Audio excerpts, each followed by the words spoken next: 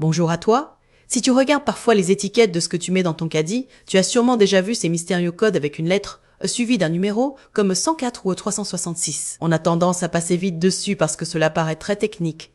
Mais ces petites lignes jouent un rôle énorme dans ce que tu manges au quotidien. Dans cette vidéo, je vais t'aider à y voir clair en te montrant comment certains de ces additifs, pourtant très courants, peuvent impacter ta santé et celle de ta famille.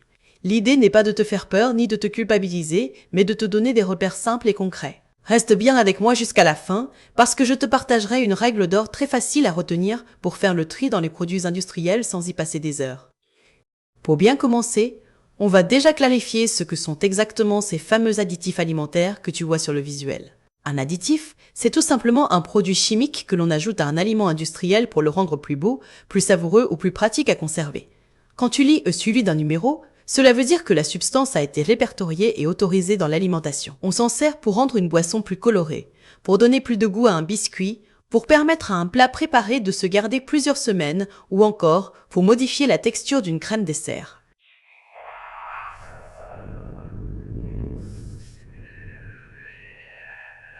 Dit comme ça, cela semble plutôt malin.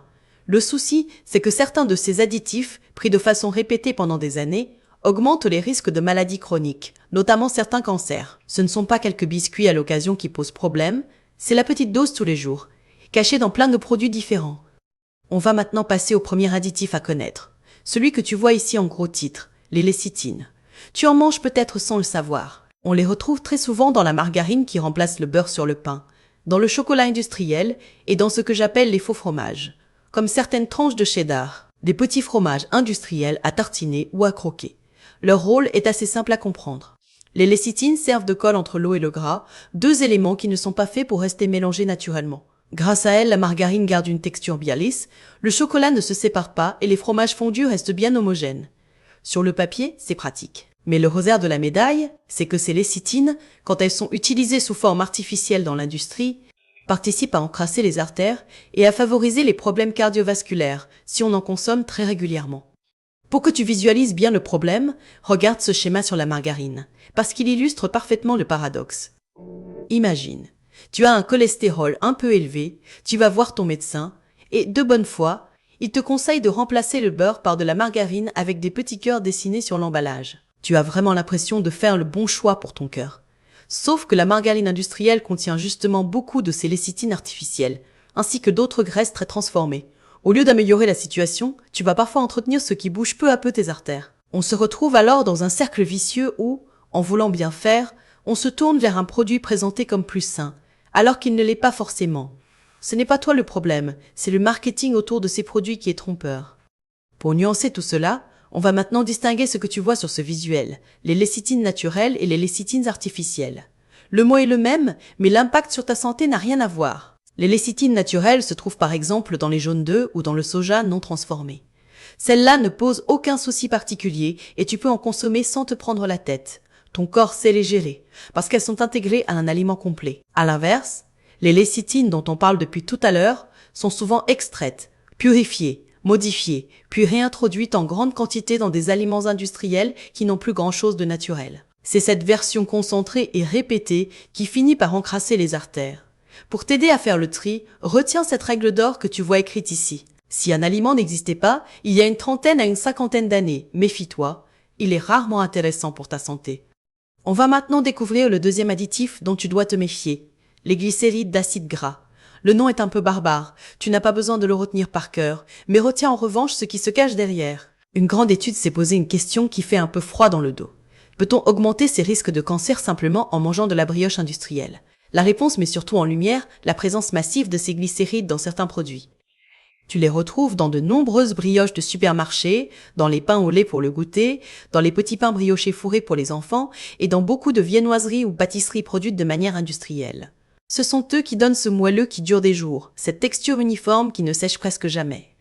Pour que ce soit clair, le visuel te montre que ces glycérides sont un additif 100% artificiel. Ils n'existent tout simplement pas dans la nature. On les fabrique en laboratoire uniquement pour l'industrie agroalimentaire. Leur fonction principale est de stabiliser le gras pour qu'il ne fonde pas, ne brille pas trop et ne devienne pas liquide. Résultat, la brioche garde une belle allure bien régulière, même après plusieurs jours dans le placard. Le problème, c'est que plusieurs travaux scientifiquement sérieux ont mis en évidence une augmentation du risque de certains cancers, en particulier de la prostate et du sein, chez les personnes qui en consommaient souvent. Là encore, une part de brioche de temps en temps ne va pas ruiner ta santé. En revanche, si le petit déjeuner, tous les jours, c'est brioche industrielle et que le goûter ressemble à cela aussi, le risque finit par s'accumuler au fil des années. On va maintenant s'intéresser au troisième additif, très connu cette fois, les nitrites.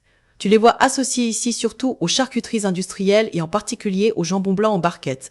Leur rôle est double. D'un côté, ils aident à conserver le produit plus longtemps. De l'autre, ils maintiennent cette jolie couleur rose qui donne envie. Si tu demandes du jambon chez un vrai charcutier, tu remarqueras qu'il tire davantage vers le gris pâle. C'est sa couleur naturelle. Dans les produits industriels, on ajoute des nitrites pour que les tranches soient bien roses, régulières et appétissantes. On joue sur un réflexe très humain. Une viande rose inspire la fraîcheur et la vitalité, alors qu'une teinte grisâtre donne tout de suite moins envie de l'acheter.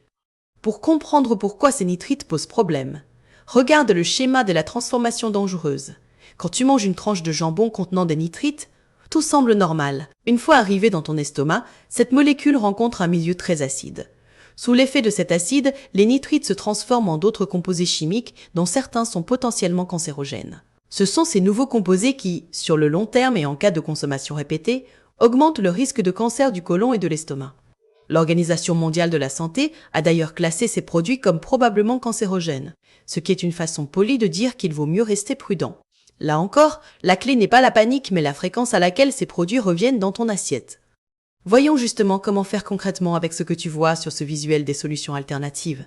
L'idée n'est pas de bannir à vie toute charcuterie, mais d'éviter que le jambon industriel soit présent tous les jours. Tu peux varier tes sources de protéines. Par exemple, le poulet froid ou le poulet rôti maison est une excellente option sans nitrites ajoutés. Le poisson, en particulier les poissons gras, t'apporte des oméga 3 naturels sans additifs. Les œufs sont une source de protéines complète et très rassasiante.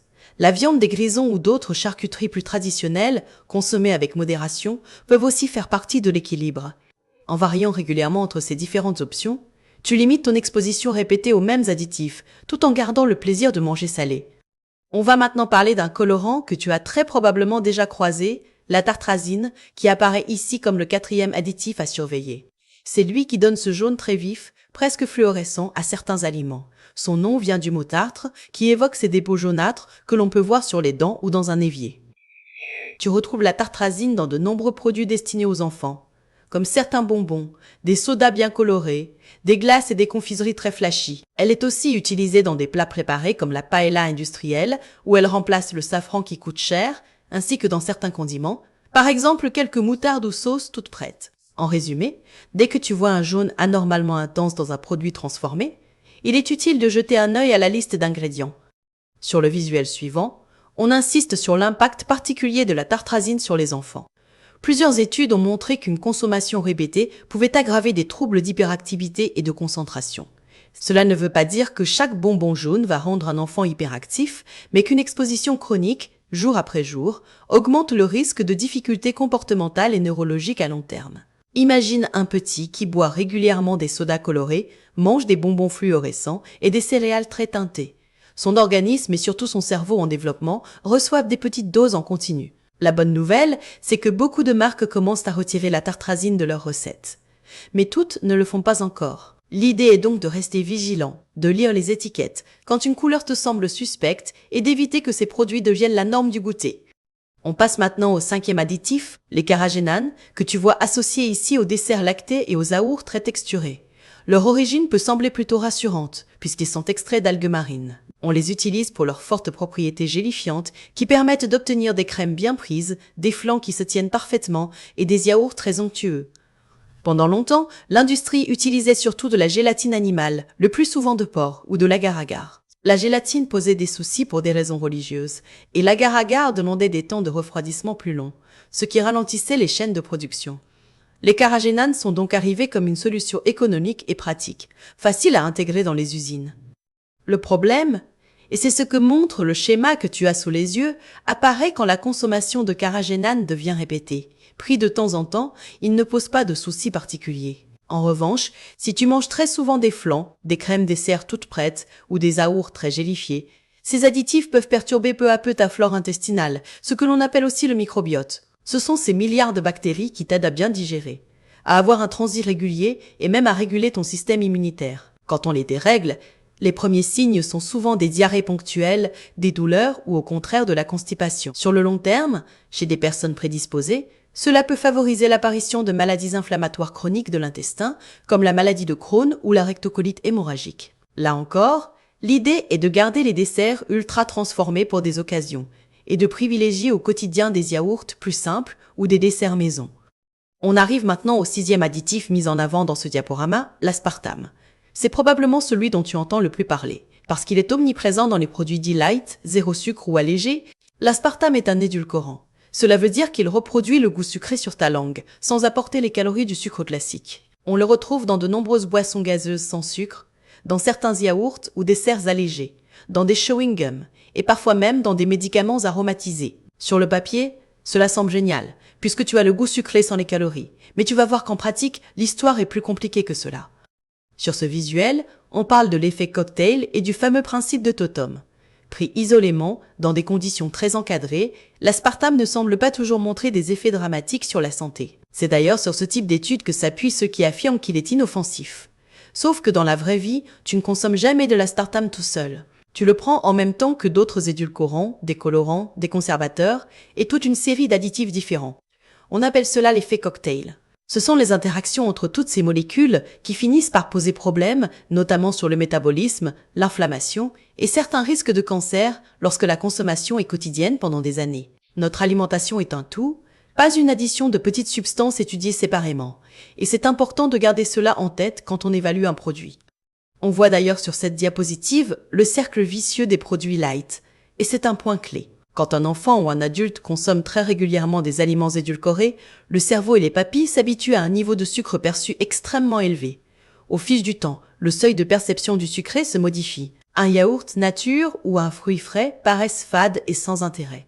Pour retrouver la même sensation de plaisir, la personne a besoin de doses de plus en plus fortes de sucre ou d'édulcorants. C'est comme si on augmentait le volume sonore en permanence et qu'au bout d'un moment, le silence devenait insupportable. C'est une des raisons pour lesquelles certaines personnes ont énormément de mal à se détacher des sodas light ou des desserts très sucrés. La bonne nouvelle, c'est que ce seuil peut se rééduquer. En diminuant progressivement ces produits, ton palais retrouve petit à petit le goût naturel des aliments. Avant de passer aux solutions concrètes, on va faire un petit récapitulatif de ce que tu vois ici avec les 6 additifs à limiter. D'abord les lécithines artificielles, que l'on retrouve surtout dans la margarine, certains chocolats et des faux fromages qui finissent par encrasser les artères. Ensuite, les glycérides d'acide gras, très présents dans les brioches et pâtisseries industrielles, associés à une augmentation du risque de cancer du sein et de la prostate. Viennent ensuite les nitrites des charcuteries, qui se transforment dans l'estomac en composés potentiellement cancérogènes pour le système digestif. La tartrazine, le colorant jaune fluo, peut aggraver l'hyperactivité chez les enfants quand elle est consommée régulièrement. Les carragénanes, utilisés comme gélifiants, perturbent la flore intestinale et le transit lorsqu'ils sont pris tous les jours. Enfin, l'aspartame, en particulier associé à d'autres additifs, participe à cet effet cocktail et à l'accoutumance au goût très sucré. Voyons maintenant comment tu peux agir au quotidien avec les stratégies résumées sur ce visuel. Première étape, apprendre à lire les étiquettes. Dès que tu vois une suite de codes commençant par la lettre, suivie de chiffres, tu sais que tu as des additifs. Plus la liste est longue, plus le produit est transformé. Deuxième réflexe, privilégier les aliments bruts. Un morceau de poulet, des légumes, des fruits, des œufs ou des céréales complètes n'ont pas besoin d'additifs pour exister, surtout si tu les cuisines simplement à la maison. Troisième point, varie tes sources de protéines et de glucides. En alternant jambon, œufs, poissons, légumineuses, tu évites de concentrer toujours les mêmes additifs.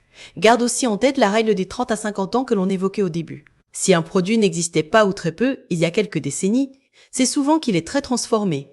Enfin, rappelle-toi que tout est une question de dosage. Un petit plaisir industriel de temps en temps ne va pas ruiner ta santé. Ce qui pose vraiment problème, c'est la répétition quotidienne. Pour conclure, regarde ce dernier visuel qui remet en avant les aliments simples, colorés et naturels. Le message principal est que les additifs sont partout dans l'alimentation industrielle et que le danger vient surtout de la consommation répétée et de l'effet cocktail entre toutes ces substances. En revenant à une alimentation plus naturelle, plus variée et moins transformée, tu réduis déjà énormément les risques sans avoir à tout contrôler au gramme près. Tu n'as pas besoin d'être parfaite. Tu as juste besoin de faire des choix un peu plus éclairés la plupart du temps. Fais confiance à la nature, parce qu'elle nous offre déjà tout ce dont nous avons besoin pour bien manger. Si cette vidéo t'a aidé à y voir plus clair, pense à laisser un j'aime, à t'abonner pour ne pas rater les prochaines vidéos et à activer la petite cloche. Dis-moi aussi en commentaire quel est l'additif que tu as le plus envie de traquer dans ta cuisine dès maintenant. Merci d'avoir pris ce temps pour ta santé et je te dis à très bientôt. Salut!